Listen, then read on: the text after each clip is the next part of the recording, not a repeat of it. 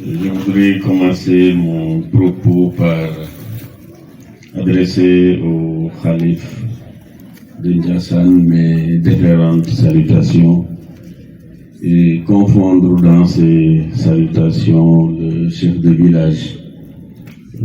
Kunta, mais également confondre dans ces salutations l'éminent professeur M. Kunta, comme il l'a dit. Je l'ai connu quand j'étais étudiant à l'université de Dakar.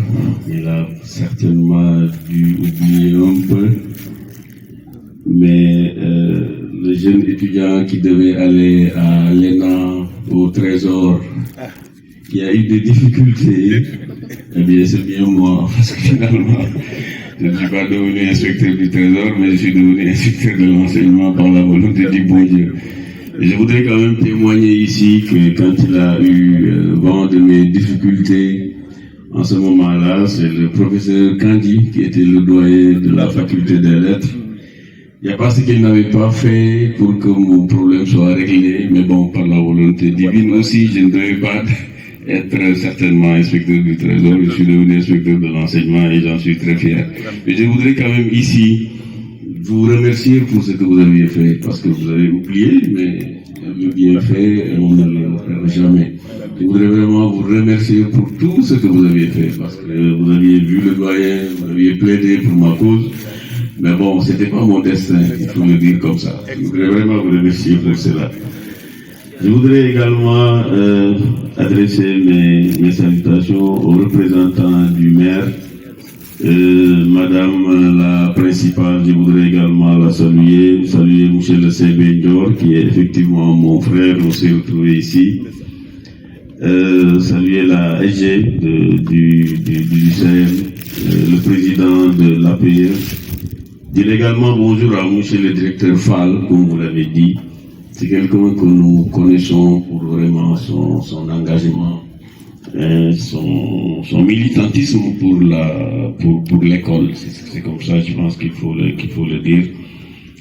Saluer les professeurs du CM. Je voudrais vraiment vous dire bonjour, mais également les surveillants, les surveillantes. Les parents d'élèves, mais également les élèves ici présents. Je voudrais saluer toute l'assistance, dire vraiment tout mon plaisir de me retrouver ici, dans le cadre du déploiement, comme Madame la principale l'a dit, dans le cadre du déploiement de l'initiative NITI, ce que nous appelons les lundis du civisme. Depuis le début de l'année scolaire, nous célébrons chaque premier lundi du mois, nous allons dans un établissement ou dans une école élémentaire ou une école préscolaire, procéder à la levée des couleurs et profiter de l'occasion pour rappeler l'importance du civisme et de la citoyenneté. Je pense que je vous ai bien écouté et ce que vous avez dit à ce propos-là, je ne peux pas dire plus, vous l'avez très bien développé et c'est bien cela. C'est important qu'on consacre du temps à tout ce qui est citoyenneté et valeurs républicaines dans ce pays-là. Et les lundis du civisme vraiment servent à cela. Effectivement, comme vous l'avez dit, nous terminons par Ndiassane et ce que j'ai vu ici vraiment nous satisfait. Nous voyons une communauté engagée, nous voyons des élèves disciplinés, bien habillés, et ça c'est des choses qu'il faut encourager. C'est l'occasion donc pour nous de féliciter Madame la principale et toute son équipe, toute l'équipe pédagogique du CM de Ndiassane. Félicitations vraiment pour ces moments-là. Je pense que c'est cela que je tenais à dire. Remercier également les forces de défense et de sécurité. C'est vraiment, je voudrais vous dire merci, les ASP, la gendarmerie de Ndiassane, à sa tête, monsieur le CB Ndior, pour également leur accompagnement. vraiment, les forces de défense et de sécurité nous ont accompagnés pendant tout ce processus. Et nous terminons aujourd'hui par Yassam. Je voudrais tous vous dire merci pour tout ce que vous avez fait. Il y a M. Sis qui est là-bas aussi, les ASP avec l'équipe dès le départ. Ils nous ont accompagnés. Je voudrais vraiment vous rendre hommage et vous dire merci pour tout ce que vous faites. Je voudrais terminer par lancer un appel. Nous sommes en fin d'année scolaire, il y a les examens scolaires qu'il faut préparer. Et c'est des moments, je pense, qu'il faut saisir pour revenir sur certains aspects qui nous semblent être importants. C'est d'abord à l'endroit du corps enseignant. Les examens, c'est des moments solennels, il faut le dire comme ça. C'est des moments solennels qu'il faut prendre avec tout le sérieux qui s'y est, parce que c'est important. C'est pour cette raison-là, d'ailleurs, que nous avons pris une note de rappel pour revenir un peu sur certaines situations, notamment les cas de retard qu'on a connus de par le passé, mais également les cas d'absence de surveillants ou bien de professeurs convoqués pour les besoins de ces examens-là. Nous avons rappelé le calendrier scolaire qui va jusqu'au 31 juillet, c'est important de le rappeler, mais également qu'on rappelle toute la solennité de l'examen et l'importance qu'il faut accorder à ces moments-là, parce que c'est un moment d'évaluation, un moment de bilan, non pas simplement des connaissances et autres, mais aussi c'est un moment d'évaluation du dispositif global de prise en charge des enseignements-apprentissages. Et dans ce dispositif global-là, certains points, je pense, sont un peu d'une grande importance, notamment la présence des professeurs au centre d'examen et à l'heure, surtout ça, la présence est à l'heure. S'il y arrive maintenant,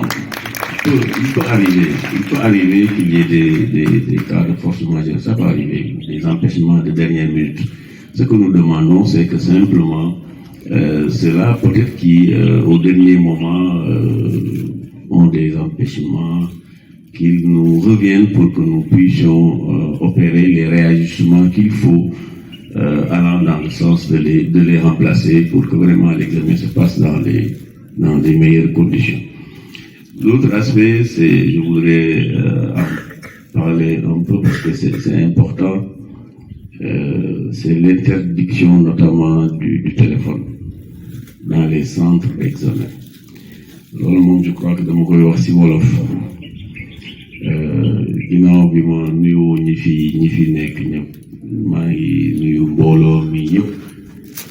jël nuyoo bi nag di ko teg ci loxo xalif général bi ñu koy ziar bu baax ndax ci dëkkam lañu nekk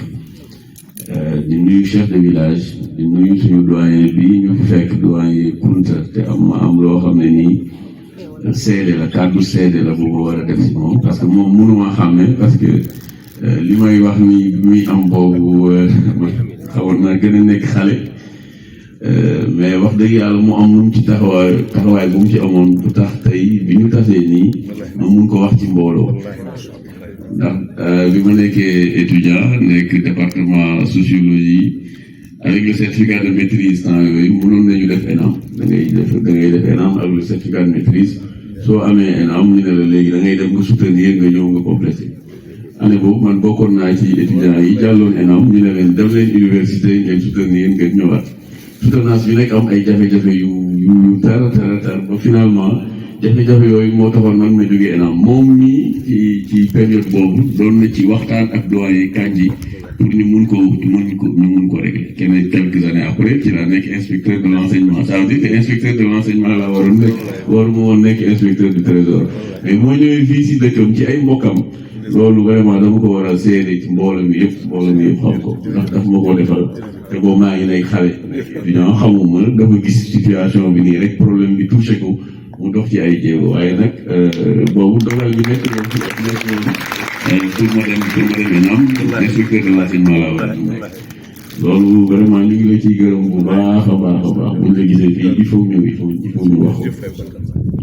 ko. beneen bi nag mooy tamit bi ñu nuyoo force de défense et de sécurité yi boobu ba léegi ñu ngi accompagner ñu ngi leen di jaajëfal di leen gërëm bu baax a baax ñoom ñëpp ci seen taxawaay ASP yi ak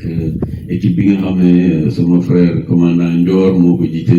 ñu ngi leen di gërëm di leen jaajëfal gis nañu taxawaay bi yombalal ngeen ñu liggéey bi bu baax a baax nuyu parents d'élèves yi fi nekk kilifa yi fi nekk yëpp bu ci nekk monsieur le maire aussi ñu ngi koy nuyu madame DG CM bi principal bi vraiment li ñu fi dégg rafetlu nañu ko lool te bi ñu fi ñëwee rek ak ni ñu gisee dispositif bi déjà rek dafa am lu mu ñu wonoon te loolu génn na ci kàddu yi fi nit ñi wax muy donc jàmbaar na ko professeurs yi ak personnel bi yëpp gën a jàppale rek pour que bi tam mun ko yeggali beneen bi mooy sànq maa ngi koy wax ci ay examen la ñu jëm examen dafa nekk loo xam ne dafa war a solennel dañu war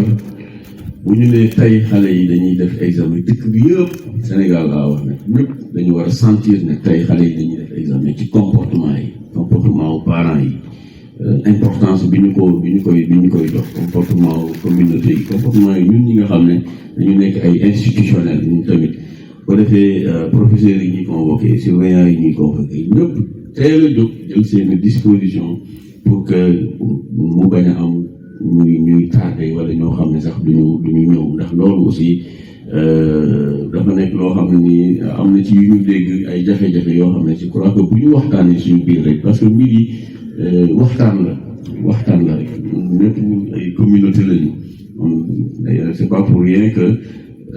ñuy wax léegi sax société éducative waaw ñu jël glissement boobu jógee ci système léegi di wax société éducative mooy ku nekk rek cër bi nga am da nga ciy taxaw pour que mbir yi mën a dox examen yi nag ñu ngi ñaax nit ñi pour que ñi nga xam ne ni dinañ leen convoqué am na ci effort boo xam ne ñi ñu def nañ ko mooy ñu fexe ba képp ku ñu convoqué ñu jox la sa convocation individuelle nga yor ko xam ne yow convoqué nañ la ci telle heure ci tel centre bu ko defee nga jël say disposition pour benn tardement bañ a am beneen bi nag mooy parents yi lañ koy wax muy bac baa ngi ñëw après BFEM bi la vraiment utilisation du sax utilisation mais présence bi la ñuy tere waaw parce que mën nga jàpp ne utilisation bi la mooy bu ko xale bi yoree te utiliser wu ko ñu ne peut-être deful dara mais présence bi ci centre yi loolu tey tere boo gën di xoolee examen bu mel ni bac convocation bi ñuy jox élève bi boo ko jëlee verso mooy ci ginnaaw lépp lu nga xam ne nii dañ koy tere dañ ko ciy bind lépp loo xam ne nii dañ koy tere dañ ko ciy bind bu ko defee nag parents yi tamit gën a ñaax xale yi pour que jour examen parents yi ngeen jàppale ñu rek parce que vraiment xale bu jàng ba année scolaire jeex nga ñëw war a def examen am ay chance pour jàll yor ab téléphone rek tax ñu ne la mënuloo def loolu dafa doy waar te ñun ñëpp ñoo ci am bu boobaa responsabilité bu ko defee nag ñu fexe ba xale yi bu kenn indi téléphone ci centre yi téléphone ak lépp luy xeet boobu mooy comme tablette yeeg yooyu jour examen bàyyi leen ko ci kër yi ngeen ñëw def seen examen tranquillement incha allah comme ni ngeen ko fi waxee daaw amoon ngeen presque 100% ren ñaan nañu leen yéen ñëpp ngeen jàll ñu am 100% au BFEM et c'est possible c'est possible bu ko defee vraiment mu nekk suñu satisfaction ñun ñëpp benn bi je vais d'ailleurs en parler un peu mooy la question de l'état civil et des candidats aux examens qui n'ont pas de pièce d'état civil loolu tamit